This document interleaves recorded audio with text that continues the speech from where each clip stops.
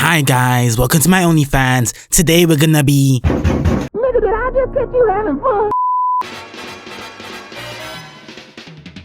Alright ladies and gentlemen, it is my pleasure to introduce to you our resident crasher for today's video, Andrew. And I'm not gonna lie, this nigga's life is trash. Bro's gotten the Binko fit straight from GTA 5. His mom's looks like she just got sat on by Rod Wave. And his dad? Jesus Christ. I don't know what heinous acts Andrew did in a past life to have got Uncle Ruckus's dad for a father figure, but you hate to see it. But anywho, it looks like Andrew just got a new camera and bro is filming everything. He must think he's actual speed or something. I hate to break it to you, my nigga, but you are not that guy. oh, trust me, bro. I am that guy. Andrew then sets off to school, which is where we meet our boy Matt. Nigga, get that camera out of my motherfucking face before I peel your motherfucking muffin cap back blue. He then pulls up to school and oh nah, bro is already wilding out with his new camera. Please tell me why this nigga out here filming and perving on the cheerleaders in broad daylight like he's Minato from My Hero. Bro straight moving like an anime cameraman. Excuse me, can you stop recording us, you creep? Bitch, fuck you to a Frank Ocean song and a glass of rosé. Now look at this shit right here. Bro can't even catch a break in school. He got this nigga in a headlock and proceeds to start slapping the shit out of him in front of the hoes. See? That's tough. Even when he gets home, he still ain't safe. How's his dad gonna come out of nowhere and straight slap the taste out his mouth? Damn! Bro damn near slapped this nigga into a different ethnicity. This man's life is horrible. Now, I'm not saying that his crash out later on in this movie is justified, but what I am saying is, I understand. Andrew then decides to go to a party, you know, to try and get his mind off his troubles. Cause you already know, nothing can make a nigga forget about the issues like a bad beat throwing it back at the function. Unfortunately, this nigga Andrew is 100% getting absolutely zero play. Like shit. At least get a fade or something, my nigga, you are chopped. I already know this man's about to hit the weather app play on his phone the first chance he gets. But before he can even pull it out, this snow bunny comes out of nowhere with the camera of her own talking about some...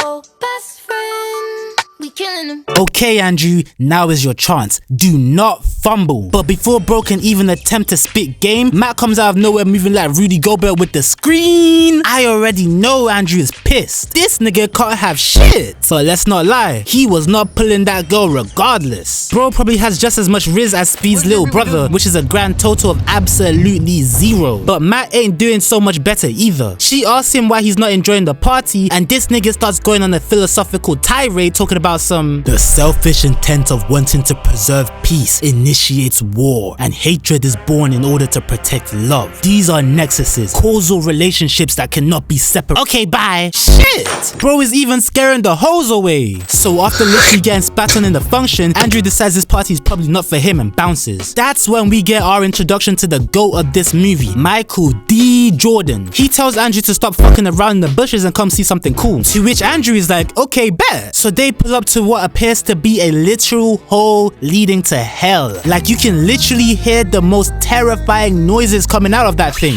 Oh nah, my black instinct is telling me to get the fuck away from this. But MJ says fuck it, we ball, and jumps straight in with no regard for his life. I already know our ancestors are looking down at this Negro in disbelief. How are you gonna jump straight in without even a second thought? That's quite the play, I won't lie. The rest of the hooligans decide to follow this man into the tunnel to hell and uncover this weird glowing substance. The fuck is this? Nigga, how am I supposed to know? They then start bumping and grinding on the substance like their name is R. Kelly. The whole thing then turns red and my first thought was, yup, these niggas are cooked. I half expected Doja Cat to pull up twerking on the devil right there and then. Bro's nose then starts bleeding and the camera starts glitching the fuck out before fading to black. We then fast forward a couple weeks later and it turns out that whatever witchcraft and sorcery these niggas encountered in that cave had somehow given them superpowers. And not just any superpower, but low-key the best one, telekinesis. These niggas can fly, levitate objects, and even stop projectiles from hitting them with a single thought. And what do they do with these newfound godly powers of theirs? got him! Got him! Got him! These niggas out here straight trolling.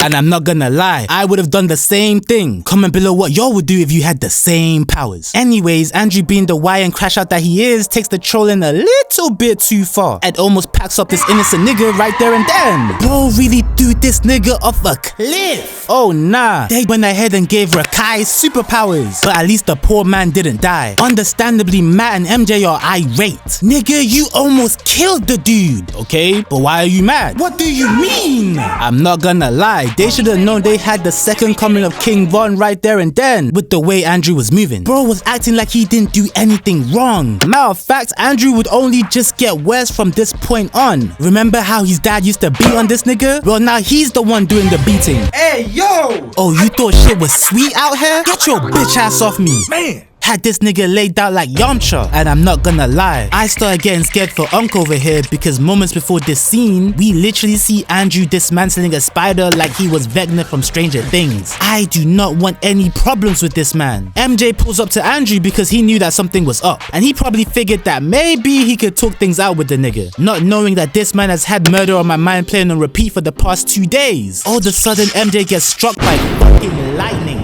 Oh nah, God, you got the wrong nigga. The crazy part is I'm pretty sure that Andrew was the one who struck this nigga out the sky. At this point, bro is too far gone. He's catching bodies, snatching chains and burning tattoos. It's up!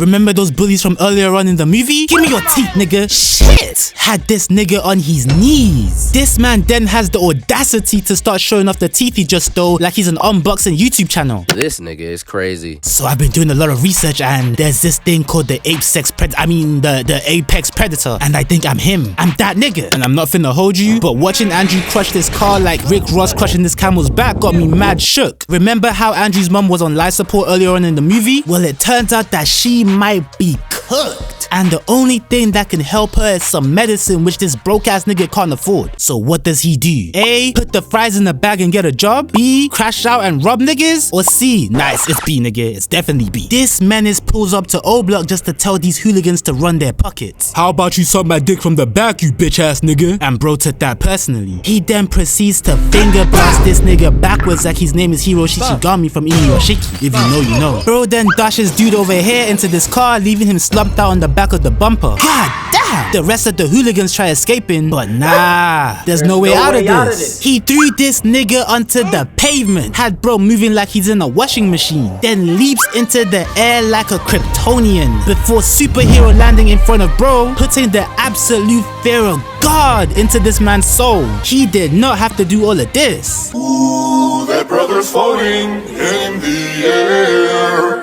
Look at these niggas. Damn. He then takes their money and realizes it's still not enough. So bro spins the block yet again, putting this poor man through the wall. Shit. This nigga did not stand a chance. He was just trying to do his job. Why you have to crush this nigga's spine? Bro then takes the money and bounces, and I'm not gonna lie, this brother right here is a better man than me, because if I just watch the man Superman punch a nigga with his mind, I will not go after him. You got it. But like they say in the streets, niggas be stupid, bruh. Stop right there. Who is this nigga? Get that weak shit out of here.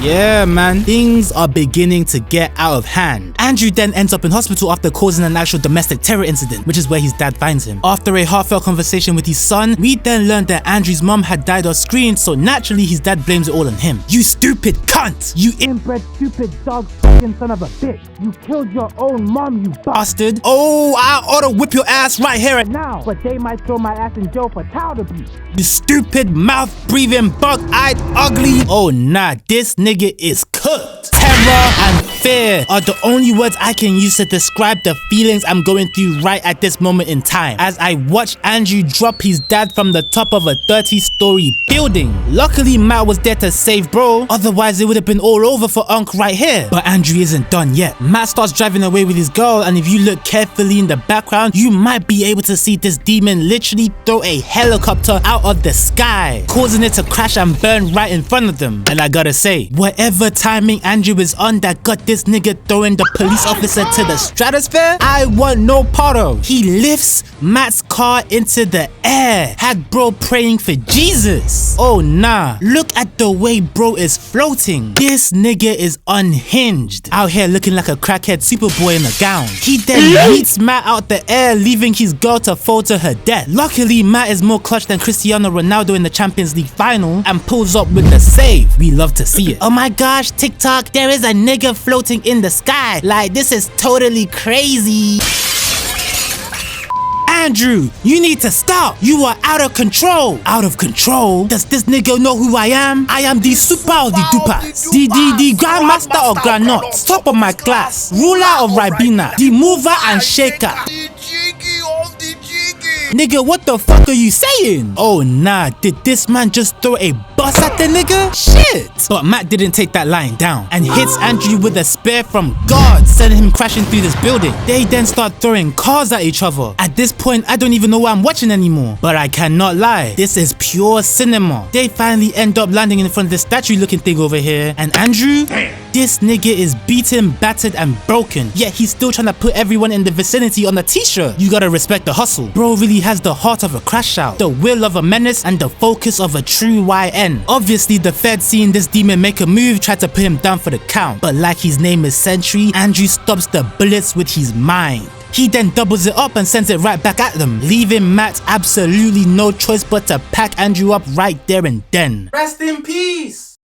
See, we do what they never do, wonder why they hate. Show them love when I'm on the stage, girl just show them breasts. Don't want hugs, wanna see you dance, then just bust a square, give the unks, yeah she fell in love. Just another black boy story, parent issues, drugs and mischief, that's what kids do.